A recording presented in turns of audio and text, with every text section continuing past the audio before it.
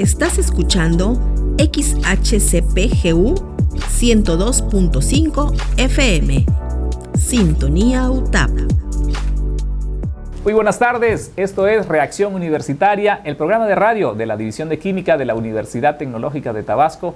Y hoy, como siempre, tenemos un buen tema. Hoy tenemos un tema y también tenemos una persona que nos va a dar detalles de este tema, pero quien nos va a dar primeramente los detalles del tema y de nuestro invitado es la maestra Marbella. Buenas tardes. Bueno, me permito presentar al doctor Claudio Martínez Pacheco. Él es docente de la División de Química y nos va a hablar de los puntos cuánticos de carbono a partir de la biomasa. Buenas tardes, maestro. Sea usted bienvenido. Buenas tardes. Para entrar en materia, platíquenos qué es la biomasa. Ok, muy bien. La biomasa, como conocemos, bueno, es conocido en la literatura, es materia orgánica que puede provenir de fuentes vegetales o fuentes animales. En este caso, cuando hablamos de fuentes vegetales, ¿qué nos viene a la mente? Pues podemos referirnos a residuos de jardinería, a residuos de alimentos. Entonces, esa biomasa es la que nosotros podemos aprovechar para transformarla, darle un valor agregado y transformarla en nanomateriales, como los puntos cuánticos de carbono.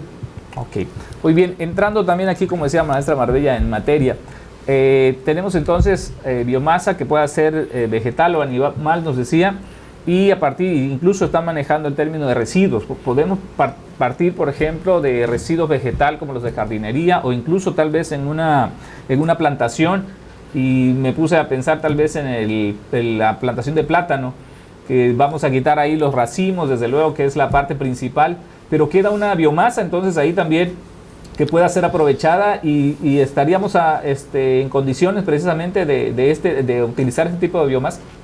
Pues podríamos tratar de usarla para la producción de, bueno, que también como es materia orgánica, contiene carbono, puedo extraerlo de ahí.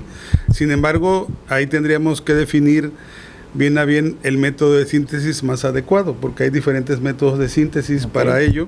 Entonces, puedo referir que, por ejemplo, aquí en la división hemos estado haciendo algunos experimentos a partir de la biomasa de trigo y biomasa de piña, y hemos sintetizado puntos cuánticos a partir de esas dos biomasas.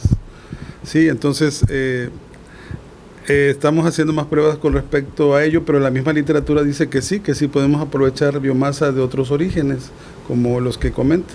Ok, para las personas que nos están escuchando, nos están viendo, que no estén muy relacionados con la parte de los puntos cuánticos de carbono, ¿cómo lo podríamos definir? Para empezar, un nanomaterial debe estar en esa dimensión nanométrica. Un nanómetro es la 1.000.000.000ª parte de un metro. Eso es algo muy, muy pequeño que no podemos observar a simple vista.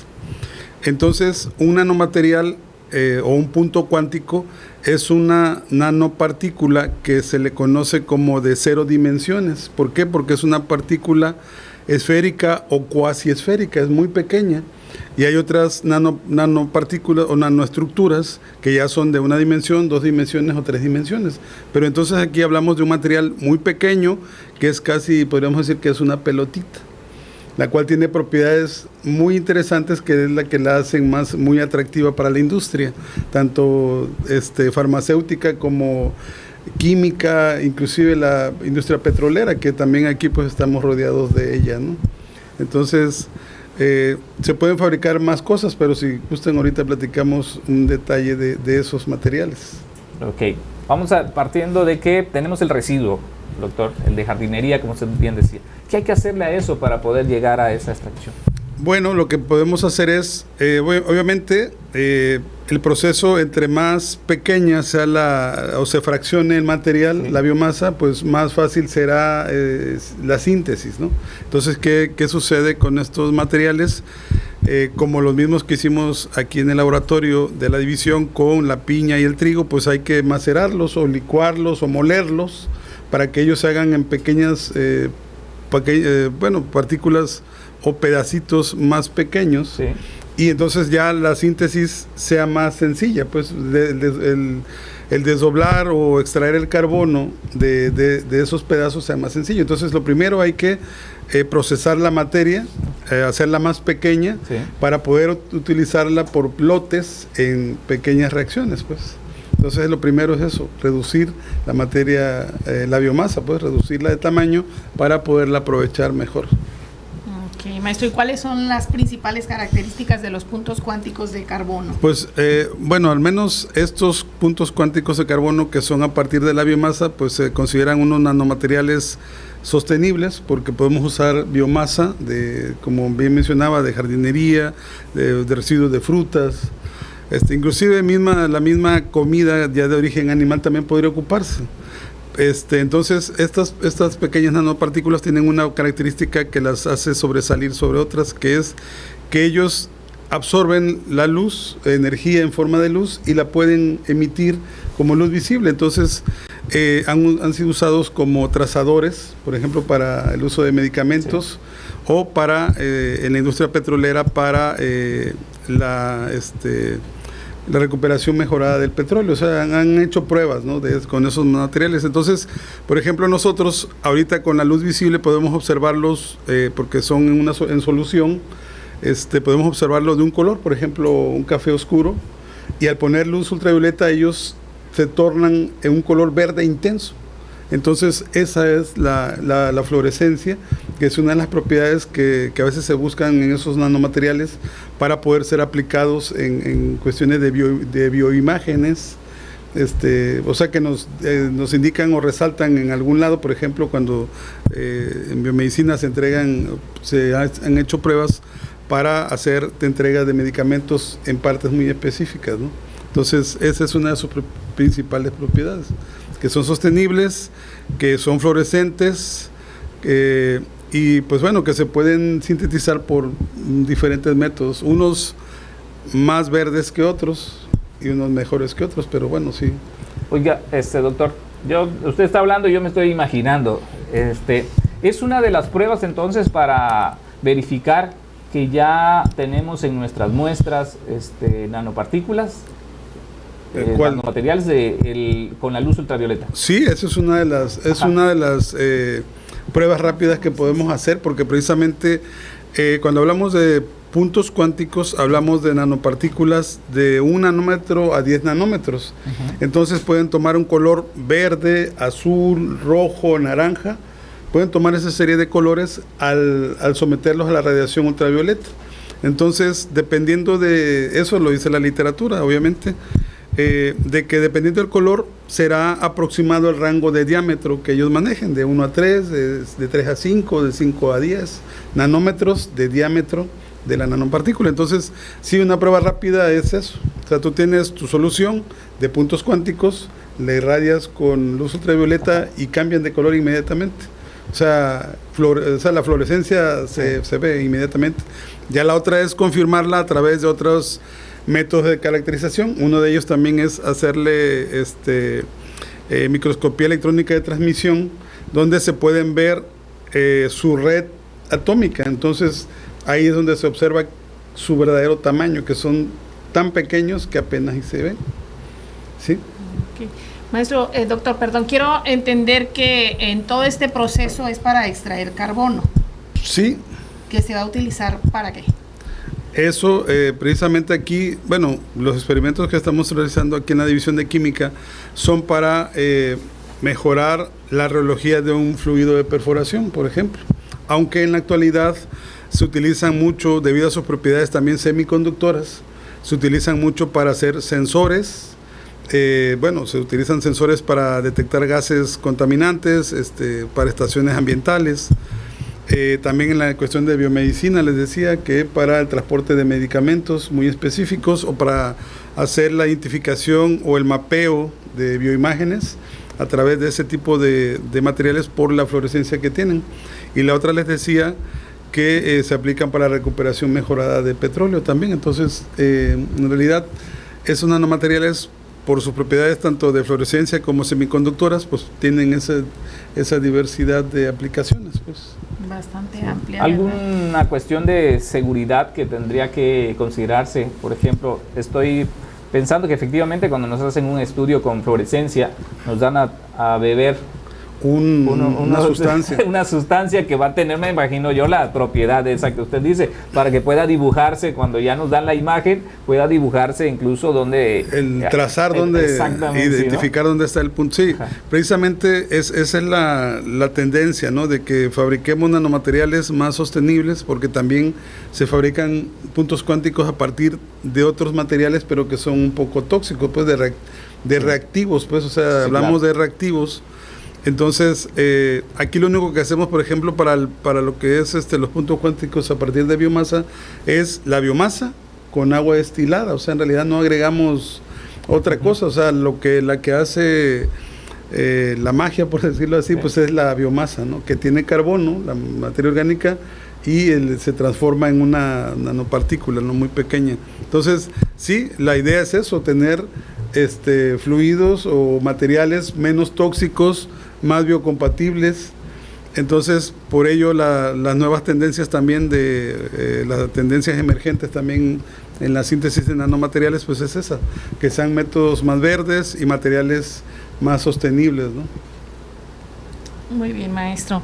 Y bueno, había mencionado la aplicación en la ciencia médica, en las cuestiones del ramo petrolero, maestro, explíquenos un poquito más sobre ello.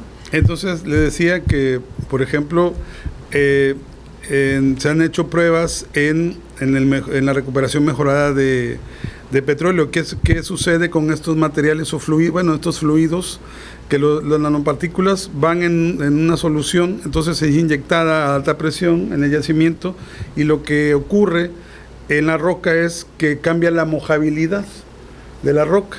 Entonces, ¿qué sucede con ello? Que puede ayudar a que los campos maduros o el petróleo que todavía está entrampado ahí y ya no ha podido fluir, tenga una oportunidad de salir, o sea, de que tengamos un porcentaje más de recuperación petrolera a través del uso de estos nanomateriales. Obviamente, estamos hablando de materiales que ya cuando se aplican en un gran volumen, sí, pues obviamente el costo es también considerable, pero también, o sea, si sacamos el costo-beneficio de lo que tú aplicas a un yacimiento o a un pozo, y lo que vas a recuperar, pues probablemente sí vale la pena hacerlo, ¿no? Porque un barril de petróleo pues está bastante cerca de $100, ¿no? Sí. Entonces, si usted trae, no sé, 200 barriles más diarios, pues es una pequeña fortuna que se va haciendo, ¿no? ¿Tiene usted conocimiento de que esta tecnología de utilizar nanomateriales con ese fin que nos mencionaba ya se está utilizando? Lo he visto en la literatura, o sea, son, como le menciono, son estudios, son pruebas que se hacen o han hecho las compañías petroleras para ver ese rendimiento, ¿no? Pero está en eso, ¿no? O sea, no, ya hay soluciones más tradicionales que son las que se ocupan, y obviamente ahí el costo-beneficio pues obviamente da mejor resultado. Estas son emergentes y se están probando, ¿no? Ok, muchas gracias, muy interesante. Vamos a ir a una pausa, estamos en el 102.5 de FM, no se les olvide escucharnos a las 5 de la tarde, regresamos. Estás escuchando XHCPGU 102.5 FM, Sintonía UTAP, transmitiendo desde nuestras instalaciones ubicadas en Carretera Villahermosa-Teapa, kilómetro 14.6, Fraccionamiento Parrilla 2, Código postal 86288, Centro Tabasco, México. Estamos de regreso en Reacción Universitaria. Recuerde que estamos enseñando, aprendiendo e innovando con química, y hoy con un tema muy especial y que nos acompaña desde luego el doctor Claudio Martínez Pacheco, quien está haciendo algunas pruebas de laboratorio aquí en nuestra universidad, y de eso vamos a continuar platicando ahorita con él. Así es, y es que bueno, como bien saben, la división de química está enfocada precisamente a formar personas que puedan tener oportunidad en el campo laboral. Entonces la práctica es muy importante y por eso se llevan a cabo este tipo de, valga la redundancia, de prácticas e investigaciones, y bueno, nos va a platicar un poquito acerca de ello el doctor. Ok, bueno, precisamente esta idea surgió porque ciertamente la literatura está empezando a adentrarse en ese camino, ¿no? de obtener nanomateriales de forma sostenible.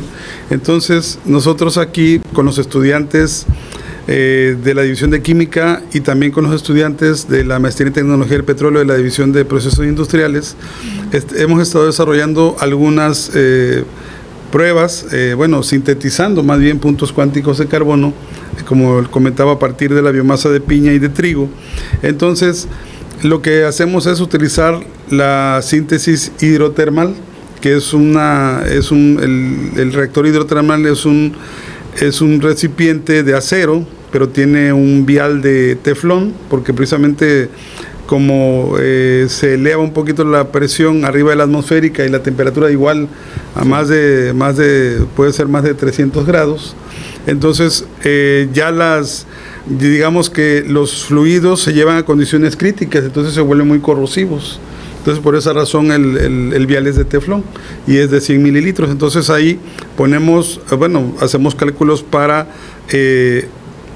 saber la concentración y saber cuántos gramos de materia de biomasa tenemos que cargar en el reactor. Entonces, eso se hace, les decía, primero procesamos la materia, digamos que de la materia gruesa, pues hacemos materia muy pequeña, la ponemos en ese vial de teflón, la metemos al reactor, el reactor es de rosca, es de acero, les digo, haciendo una analogía con una olla express, es algo de ese estilo. Entonces, pero bueno, aquí queda el recipiente cerrado, se mete un horno eléctrico donde se calienta a 200 grados Celsius, y entonces lo ponemos, la síntesis dura varias horas, de 2 a 4 horas más o menos.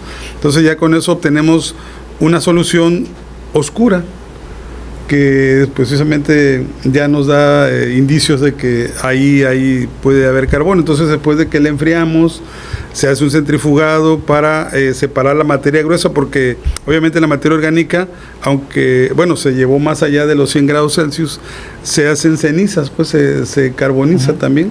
Entonces tenemos un residuo muy grueso y el líquido pues queda la solución fina, ¿no? Ahí es donde están las nanopartículas. Entonces lo que se hace, y una vez que se enfría el reactor, después de que pasó el tiempo de síntesis, hacemos un centrifugado, retiramos la materia gruesa, que también, si se reprocesa, podría también servir como carbón activado u darle otras aplicaciones. Entonces esa solución que queda de puntos cuánticos la sometemos primeramente a la radiación de luz ultravioleta. Y ya vemos entonces si su color es verde, rojo, azul, naranja. Entonces ya más o menos, ya con eso, de acuerdo a la literatura, podemos estimar un tamaño, ¿no? Un tamaño promedio, ¿no? De los puntos cuánticos. Ya lo otro, les digo, ahí hay que hacer una serie de pruebas de caracterización de nanomateriales para confirmar que sí es. Entonces también una de ellas es la evaluación con espectroscopía ultravioleta visible, para identificar que él tiene, todo nanomaterial tiene una huella digital, entonces él absorbe luz una longitud de onda específica. Entonces, ¿qué sucede? A la hora de hacer esa prueba hay un pico de absorción, entonces eso también nos confirma de alguna manera que ese material es de carbono, y que está en su región de absorción de luz, que absorbe energía en esa región. Entonces, la fluorescencia es una, la prueba con espectroscopía UV-Vis también es otra. Se le hace también una parte, con esta solución también hicimos unas películas sobre vidrio, sobre unos portaobjetos de vidrio, porque se le hace difracción de rayos X. También allí tiene su huella y tiene un pico característico, entonces también se hace esa medición, se confirma. Y lo último pues fue la de la microscopía electrónica de transmisión, donde ya se observa el tamaño. Entonces digamos que al menos necesitamos por lo menos 3 pruebas de caracterización para confirmar que sí es el material que estoy buscando, ¿no? Y sobre todo ya determinar el tamaño. Y sí, el tamaño tanto de los nanomateriales de piña y de trigo los identificamos, pero los más pequeños fueron los de piña, que tuvieron entre 2 y 6, y el otro estuvo entre 5 y 10. Entonces ya tenemos esas pruebas y caracterizados los materiales. Entonces ya estamos trabajando ahora con esos fluidos, con esas soluciones de puntos cuánticos, para mejorar la rheología de fluidos de perforación base aceite. Esas son las pruebas que estamos haciendo ahorita, actualmente con los alumnos de la División de Química y de la Maestría en Tecnología de Petróleo y Fluidos de Perforación de Procesos Industriales. Ok, pues básicamente aquí ya tienen ustedes 2 soluciones. ¿Están en solución? Ajá, son dos soluciones. Dos soluciones donde, según las pruebas que realizaron, tenemos aquí puntos cuánticos. Y ahora el paso que sigue, dice usted, es trabajar ya con los fluidos de perforación. Ajá. Y ver si mejora la rheología del... Así es, entonces... Ahora, ¿qué pruebas se hacen ahí? Bueno, entonces ahí lo que tenemos que hacer es, por ejemplo, hacer pruebas de medir la viscosidad, por ejemplo, de los fluidos de perforación, su estabilidad eléctrica, otra prueba que se llama de retorta para ver qué cantidad de fluido hay, tanto de agua, aceite. Entonces ver esas características, pero sobre todo la fuerza de geles y la viscosidad son las que nos van a definir precisamente si mejoró en algo o no la adición de la solución de puntos cuánticos a un fluido de perforación, porque también recordemos que cuando sometemos un fluido al trabajo del pozo, pues obviamente está expuesto a alta temperatura, alta presión. Entonces, estas son las primeras pruebas, pero también habría que hacer pruebas simulando esas condiciones. Estamos en ese proceso todavía para saber si a alta temperatura y alta presión también el fluido no pierde, digamos, se mantiene estable. Pues esas pruebas son las que apenas estamos corriendo. Pero ya para poder tener una referencia y decir, bueno, con respecto al fluido convencional y el nanofluido, pues sí hubo una mejoría, ¿no? Eso es lo que... Esas pruebas, por ejemplo, la del fluido convencional y ya con las soluciones que están trabajando ustedes, ¿se tienen que correr al mismo tiempo o ya tienen datos ustedes del fluido convencional que van a ser comparados con lo...? No, en este caso, ya se tiene en la literatura muchos datos sobre fluidos convencionales, pero precisamente como el rigor, pues, de la metodología de diseño de experimentos, pues también hay que correr un blanco, o sea, hay que correr un patrón que es el original y las pruebas, ¿no? Exacto. Entonces tenemos que hacer nuestro fluido convencional y el nanofluido, entonces lo vamos a comparar al mismo tiempo. O sea, las pruebas son al mismo tiempo, pues, ¿sí? Muy bien. Enfocándonos un poquito a los trabajos que realizan los jóvenes cuando ya se tienen que titular. Veo que esto es una metodología bastante compleja desde mi punto de vista, pero sí podría ser una investigación que se podría hacer más a fondo, como cuando ellos tienen que hacer su proyecto de investigación para titularse. Sí, de hecho le digo, la metodología pues es, primero, seleccionar qué biomasa podemos ocupar o cuál sería, en este caso, podríamos probar, luego seleccionar la metodología de síntesis y luego seleccionar las técnicas de caracterización que puede ocupar. Luego fabricar el nanofluido con un fluido, comparándolo con un fluido convencional. Entonces sí, hay un proceso que se sigue, el método científico, pues. Claro. Entonces, para el joven que se va, o está en su proceso de estadía, o bueno, ya sea de TCU o ya sea de ingeniería, pues sí le sirve porque él desarrolla un proyecto desde cero hasta que él obtiene un resultado que ya puede comparar incluso con la literatura, pues. Entonces sí es un proceso que le puede servir a los alumnos y de hecho eso lo invitamos pues también a los alumnos a que quien quiera sumarse a hacer este tipo de investigaciones que son netamente experimentales, pues, sí, pues puede sumarse y será bienvenido, ¿no? Quien quiera realizar este tipo de trabajos, ¿no? Doctor Claudio, y en la parte docente, ¿cuántos docentes integran este equipo? Pues mire, ahí estamos trabajando con el maestro Gabriel Ramón, también nos apoya de alguna manera el director, el doctor Marcos Andrés, y también ha estado la maestra Elsa Wicap, ha estado también apoyando la parte de las pruebas de laboratorio de fluidos de perforación, y el maestro Gabriel son los que más... con los que más he estado interactuando para ello con los alumnos. Muy bien. ¿Algún docente de la División de Procesos Industriales? Pues en algún momento el que nos dio las facilidades pues fue el maestro Luis Alberto Escobedo Casán, sí, fue el que nos dio las facilidades con los alumnos, pues. Qué bueno. Muy bien, pues iniciamos hablando con este tema y nos pareció un poquito complejo, ¿verdad? Sin embargo, podemos darnos cuenta que pues podría ser, o más bien es de mucha utilidad para quienes estudian en esta carrera, en estas carreras de la División de Química, pues para hacer sus prácticas y sus proyectos para poderse titular. Y bueno, pues agradecemos muchísimo al doctor Pacheco por habernos compartido esta plática. Y bueno, no olviden seguirnos en nuestras redes sociales, escucharnos en el 102.5 de FM y recuerden nuestro programa Reacción Universitaria, aprendiendo, enseñando e innovando con química. Hasta pronto. Hasta pronto. Hasta pronto.